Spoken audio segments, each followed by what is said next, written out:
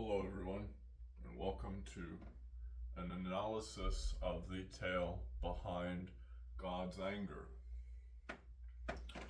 In the biblical literature of Chronicles 19 to 21, we might find the tale known as God's anger.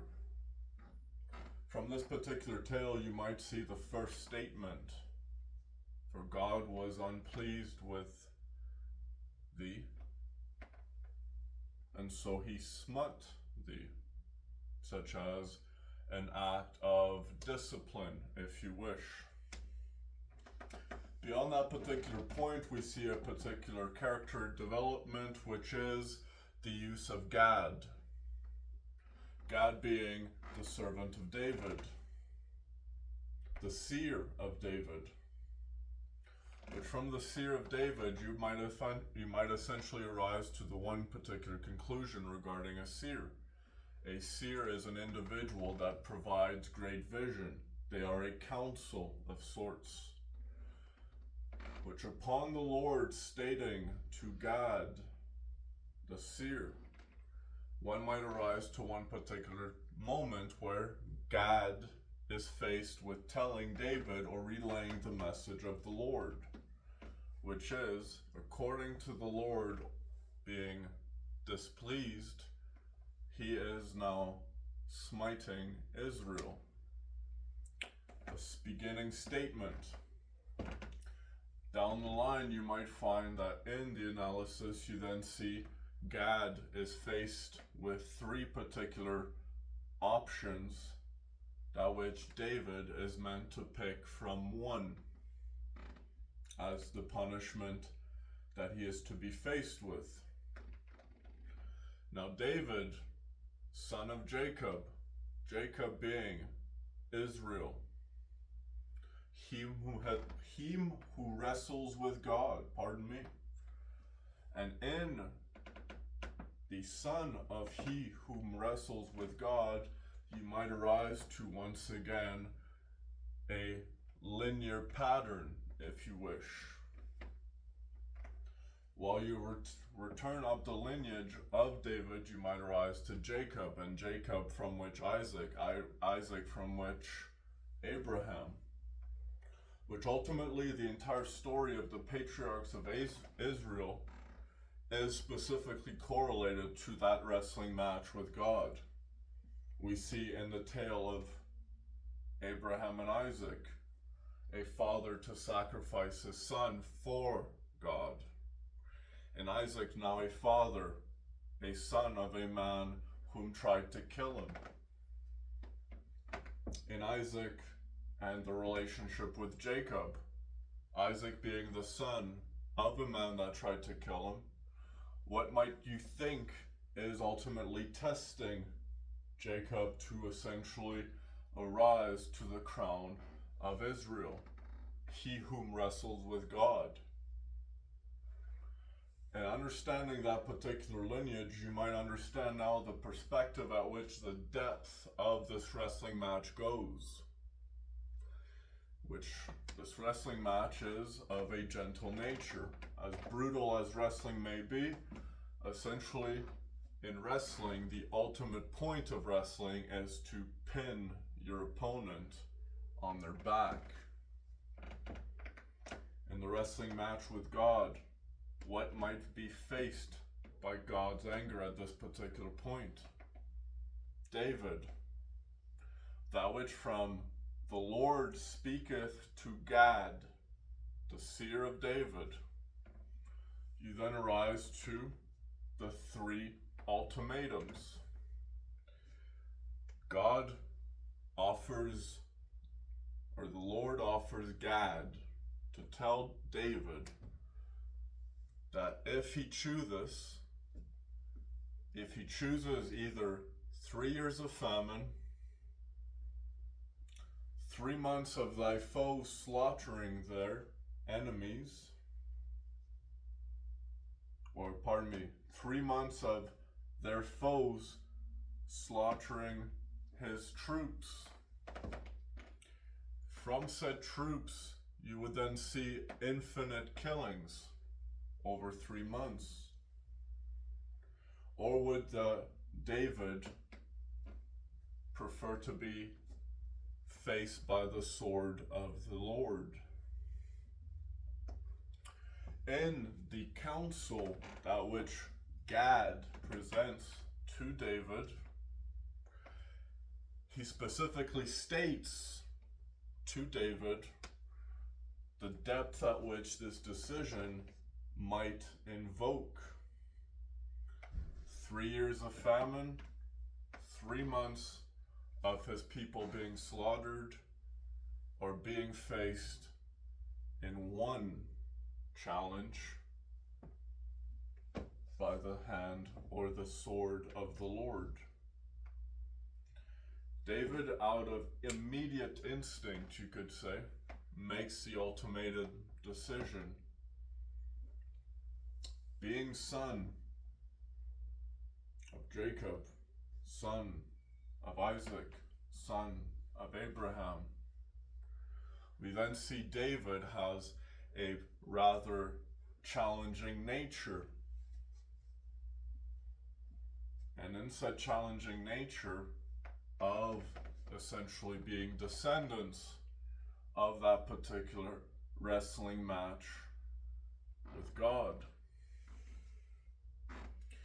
you rise to the conclusion where David speaketh that he would rather, out of a straight,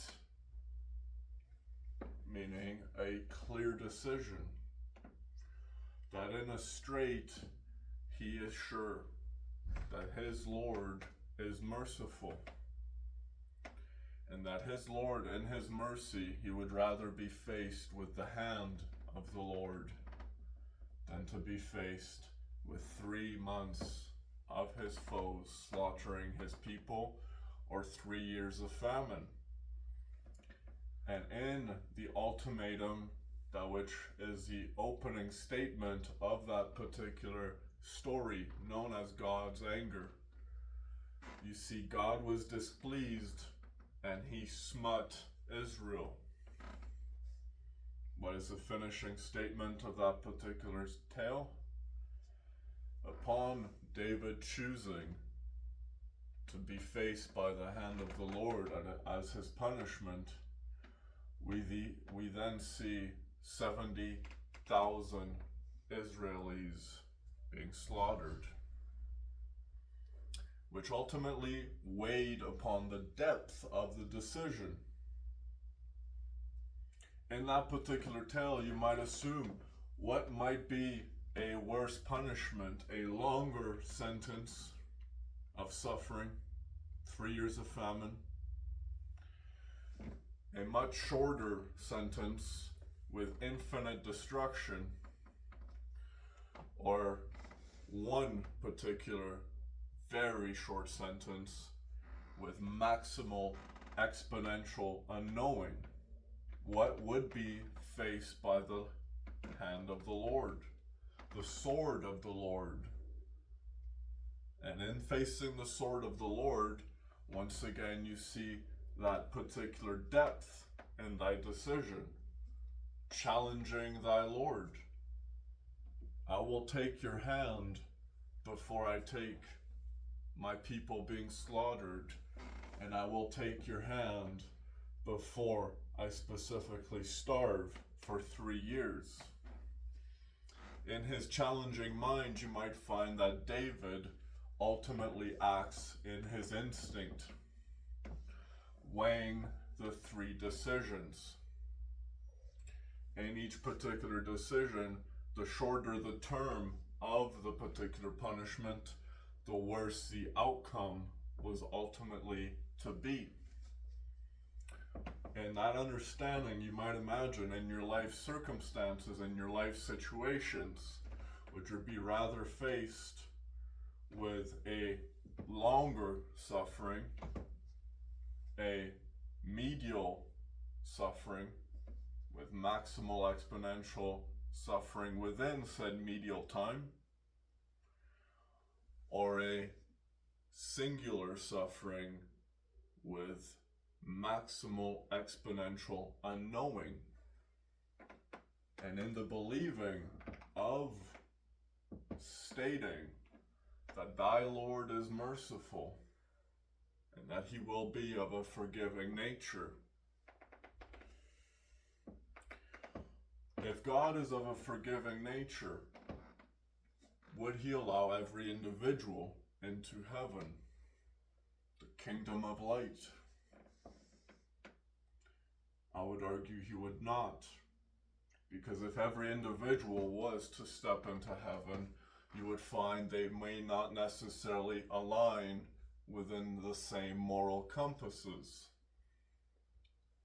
In particular literature within the biblical tales, one might find a notion behind the idea that even the holiest of holiest men themselves, few of these particular individuals, that which liveth by the book, that which few of these particular individuals that live by the book themselves in their holiest of holiest, these particular individuals, very few are chosen to ascend to be given a rightful judgment. Does that individual get to enter heaven? Ultimately, the decision is placed upon the angel Michael, which from said angel Michael, one would find once again, are you light enough to enter? Placing the judgment. In said judgment, what might you find? Not ever forgiveness, not infinite forgiveness, pardon me. In God's judgment, or in God's anger, he sets a moral compass, which it is up to very few to follow said moral compass according to which way you wish to go.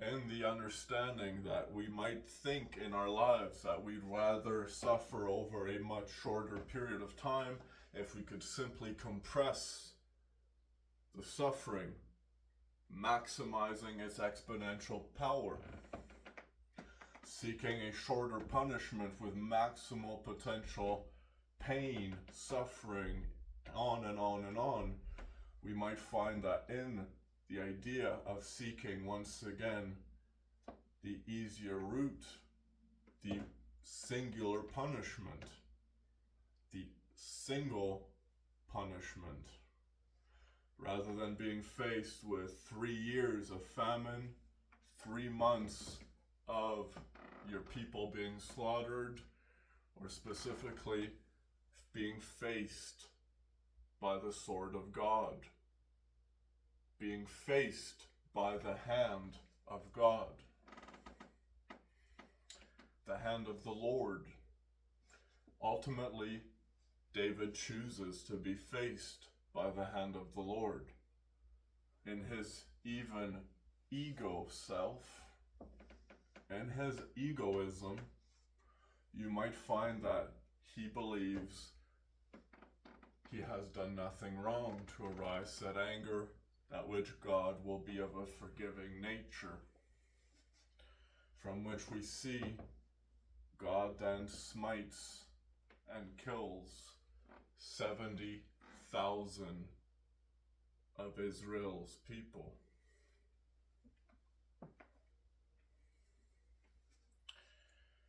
In the analogy itself, you might find the initial statement and the bottom statement of the story, the beginning and the end, are the same statement, simply told in a different way.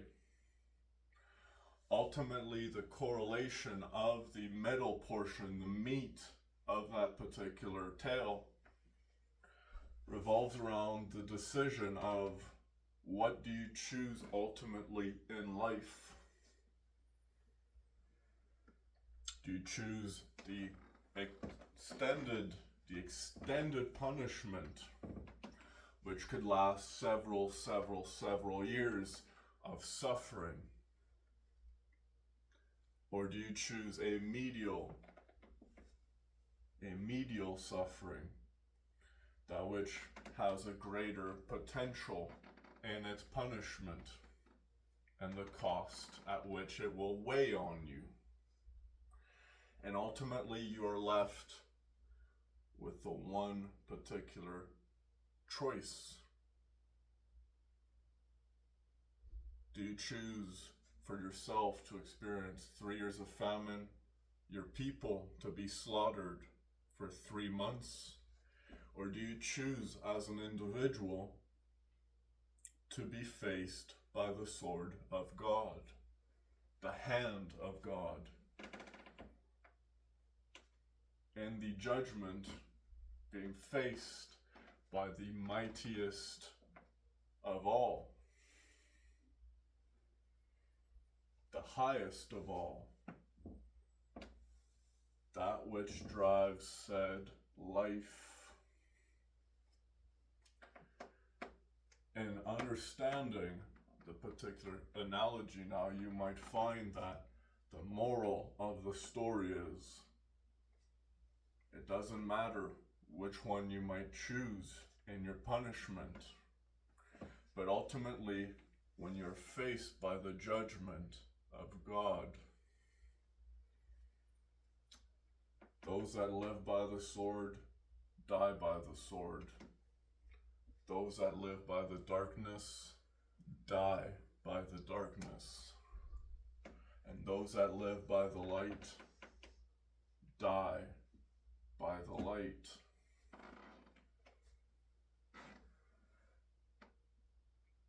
Where does that leave you?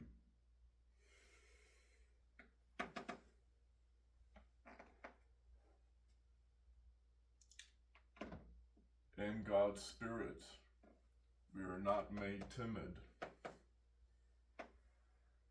but are given strength, love, and discipline. In God's Spirit, God's anger,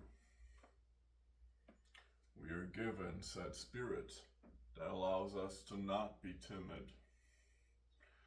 And in this strength, we are given love and self-discipline.